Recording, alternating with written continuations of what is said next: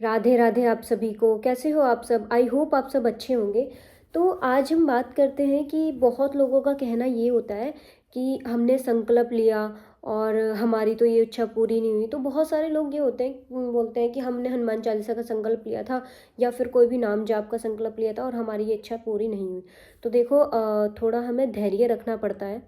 और ऐसा नहीं है कि संकल्प पूरा नहीं, आपने कोई इच्छा थी आपकी और वो संकल्प आपने पूरा किया और वो पूरा नहीं हुआ किसी वजह से। तो पता है क्या होता है कि हम दोबारा ले सकते हैं, पर हमें ना प्रभु पे विश्वास पूरा रखना पड़ता है। जब हम पूरा विश्वास रखते हैं प्रभु पे तो वो कार्य हमारा हो जाता है बस। क्योंकि सारा खेल जो भी है वो विश्वास का है कि आपको विश्वास रखना पड़ता है। आज मैं आपको एक चीज़ बताती हूँ कि आप ना, अगर जिन बंदों को ये डाउट होता है कि भगवान हमारी सुनते नहीं है चीज़ें, तो वो ना भक्तमाल सुना करें। जो भक्तों की भक्तमाल है, जो संत रह चुके हैं उनकी भक्तमाल सुना करो। क्योंकि उससे क्या होता है, उससे हमारा विश्वास और ज़्यादा बिल्ड होता है प्रभु के प्रति। और एक एक भक्तमाल में एक चरित्र मुझे सबसे बहुत प्रिय है, जो है माता सबरी जी का। कहते हैं माता सबरी जी के जो गुरुदेव थे, सदगुरु थे, उन्होंने सिर्फ माता सबरी जी को ये बोला था कि आप इंतज़ार करना और राम नाम रटते रहना, राम आएंगे। और कहते हैं कि माता सबरी जी ने 77 साल प्रभु श्री राम जी का इंतज़ार किया था। और प्रभु श्री राम जी 77 साल बाद जब उनकी कुटिया में आए, और वो 77 सालों तक, मतलब सिर्फ उनका ये नियम था कि सुबह उठना और जो झाड़ फूस जो करते हैं हम, तो जो कुटिया का जो रास्ता था वो उसको रोज़ सकेरा करती थी, कहीं मेरे प्रभु पता नहीं किस दिन आ जाए और कहीं उनके पैरों में कोई कंकड़ी ना लग जाए। तो उनका भाव देखो कैसा था कि उनको विश्वास था कि प्रभु आएंगे। और पता है विश्वास भी क्यों था? क्योंकि उनके सतगुरुदेव कह के गए थे कि प्रभु आएंगे, और प्रभु आए। माता, जबकि माता इतनी नाम जाप इतना करती थी अपने, ऐसी थी वे, और फिर भी पता है उनको अपने नाम जाप पे विश्वास नहीं होता। तो वो कहती थी कि मैं तो ना नाम जाप करती हूँ, ना मैं कोई साधना कर रही हूँ। तो उनको ऐसा लगता था कि मैं तो कुछ कर ही नहीं रही हूँ, बस विश्वास था कि सतगुरु कह के गए हैं तो प्रभु आएंगे।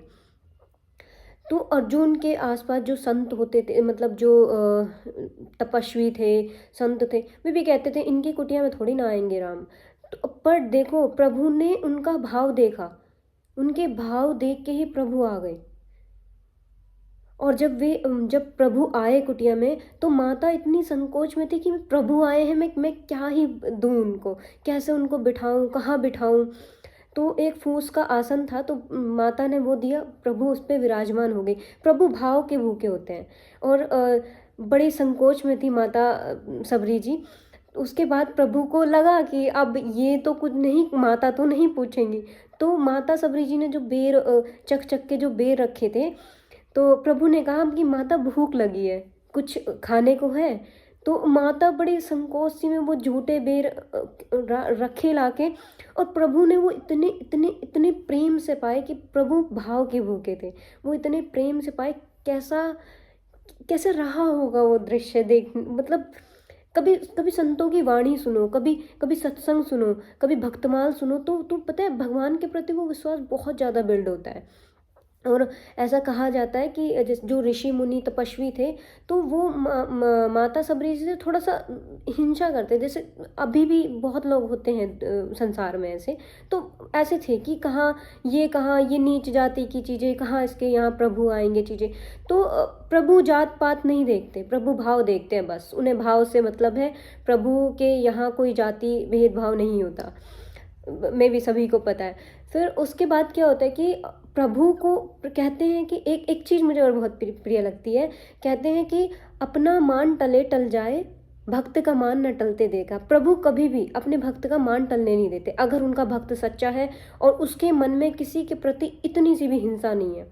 आपको अपना मन साफ रखना पड़ेगा, आपके साथ कोई कितना भी बुरा क्यों ना करे, लेकिन आप जब उसे दिल से माफ़ करते हो तो प्रभु आपकी ज़रूर सुनते हैं, क्योंकि आपके हृदय में उसके प्रति कोई हिंसा नहीं होती, आप उसका बुरा नहीं चाह रहे होते।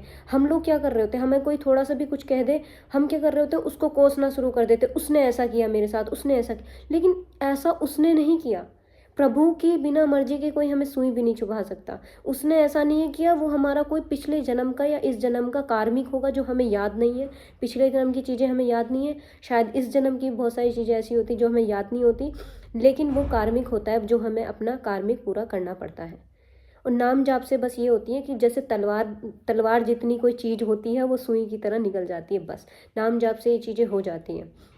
प्रभु मतलब संकट में भी हमारा हमारा साथ देते हैं। तो उसके बाद क्या हुआ कि प्रभु को तो पता था कि मतलब जो संत जो वे थे, मतलब ऋषि मुनि थे, तपस्वी थे, उन्होंने माता के साथ बहुत सारी चीज़ें की और माता ने कभी कुछ नहीं कहा। तो प्रभु को तो था, उनका स्वभाव है ये कि वो अपने भक्त का मान कभी टलने नहीं देते। तो कहते हैं कि एक सरोवर से, मतलब सरोवर था एक, वहाँ से माता पानी लेके आती थी। तो उस पानी में क्या हुआ कि कीड़े पड़ गए। तो जो तपस्वी थे उनको लगा, उन सबको लगा कि ये माता ने इस पानी को छुआ है, इसलिए कि ये माता नीच जाति की हैं, चीज़ें हैं, माता ने इस पानी को छुआ है तो इसलिए इसमें कीड़े पड़े हैं माता की वजह से। तो माता ने पानी लाना वहाँ से बंद कर दिया। उसके बाद जब प्रभु आते हैं तो प्रभु उस सरोवर के पास लेके जाते हैं माता को, और जो ऋषि मुनि थे उन सबको बुलाते हैं और कहते हैं कि इस सरोवर में जो कीड़े पड़े हैं ना पानी में, वो माता ने इस पानी को छुआ इसलिए नहीं पड़े, वो इसलिए पड़े हैं कि तुमने माता की बुराई करी, मतलब तुमने माता के लिए गलत सोची चीज़ें, इसलिए इस पानी में वो कीड़े पड़े हैं। तो फिर प्रभु कहते हैं कि अब तुम्हें इसका पश्चाताप करना पड़ेगा और तुम्हें माता के सामने दंडवत प्रणाम करना पड़ेगा। तो माता मना कर देते हैं कि प्रभु ऐसा मत करो, क्योंकि वो ऋषि मुनि है, वो तपस्वी हैं।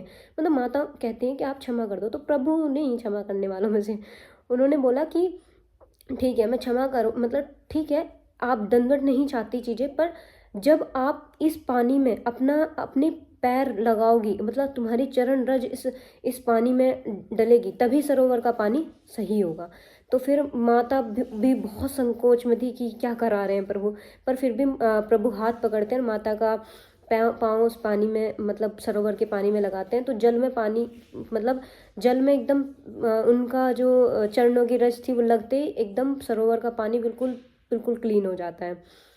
तो ऐसी लीलाएं हैं। तो मुझे लगता है कि प्रभु पे हमें पूरी तरीके से विश्वास करना चाहिए, और अगर हमारा कोई संकल्प पूरा नहीं हो रहा तो उसके पीछे भी कोई ना कोई रीज़न है। हो सकता है प्रभु हमें वो चीज़ अभी ना दे के बाद में दे। हम कुछ चीज़ों को हमें ऐसा लगता है कि हमें ये अभी मिलना चाहिए, हो सकता है उसका टाइमिंग अभी ना हो, कुछ टाइम बाद हो।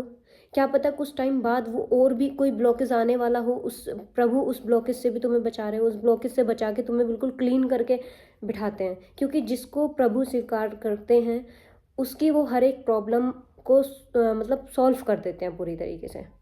क्योंकि हमें ऐसा लगता है कि प्रभु के बहुत सारे भक्त होंगे, चीज़ें वो हमें कहाँ देख रहे होंगे, लेकिन वो ना भाव देखते हैं, वो आते हैं, और जिसके भाव सच्चे होते हैं प्रभु उसके साथ साथ चलते हैं, हर कदम पे चलते हैं। और वो एहसास कहीं ना कहीं, जो सच्चा संत भक्त होगा उसे वो एहसास कहीं ना कहीं होना स्टार्ट हो जाता है। सो मैं यही कहना चाहूँगी कि प्रभु पे विश्वास रखें पूरा। और मटेरियल संसार है, आप ये ना सोचें कि मेरी ये विश पूरी नहीं हुई तो मेरे साथ भगवान है ही नहीं, मेरे साथ कभी कुछ अच्छा नहीं होता। ऐसा नहीं है कि अच्छा नहीं होता, आप विश्वास रखो। 1 महीना, 2 महीना, 3 महीना, 4 महीना, कुछ भी टाइम लगे, लेकिन मैं ये चीज़ें लिख के दे सकती हूँ कि आपकी विश जरूर पूरी होगी अगर आपने सच्चे दिल से मांगी है। बट किसी का उस चीज़ में आपको अपना कर्म भी अच्छे रखने पड़ेंगे, आपको किसी के लिए कुछ गलत नहीं सोचना या किसी के लिए गलत नहीं वो करना। जैसे बहुत लोग होते हैं कि बहुत सारी सिचुएशनें होती हैं, फैमिली में है, अदर बहुत सारी चीज़ें होती हैं। तो हम क्या करते हैं, हम हमारे मन में ये चल रहा होता है भगवान इसके साथ भी ऐसा ही हो, इसके साथ भी ऐसा ही हो, लेकिन वही गलत कर रहे हैं हम कहीं ना कहीं, क्योंकि वो हमारा कार्मिक बन रहा है। और जब हमारे कर्म ही कहीं ना कहीं गलत होंगे तो हम भगवान से कैसे उम्मीद लगा सकते हैं कि वो हमारे साथ अच्छा करेंगे। तो इसलिए चाहे तुम्हारे साथ कितना भी किसी ने कुछ बुरा किया हो, वो तुम्हारा कार्मिक था, ये समझ के उसे माफ़ करो और आगे बढ़ो। माफ़ करो लोगों को दिल से, और जब तुम दिल से किसी को माफ़ करोगे देखना तुम अपने आप ही ऊंचाइयों पे जाओगे। ये मेरी लाइफ का बहुत पर्सनल एक्सपीरियंस है, सच में ऐसा होता है। मैं मोस्ट ऑफ मतलब मेरा ये होता है कि मेरे मन में किसी के लिए कुछ भी नहीं होता, मैं माफ़ कर देती हूँ लोगों को। तो और प्रभु फिर साथ भी देते हैं हर चीज़ में, अगर आपको ये वीडियो अच्छी लगी तो प्लीज़ लाइक शेयर कमेंट जरूर कीजिएगा। अगर आपको कोई क्वेश्चन हो तो आप कमेंट बॉक्स में ज़रूर लिखिएगा। राधे राधे, जय श्री राम, जय हनुमान, जय जय श्री राधे श्याम।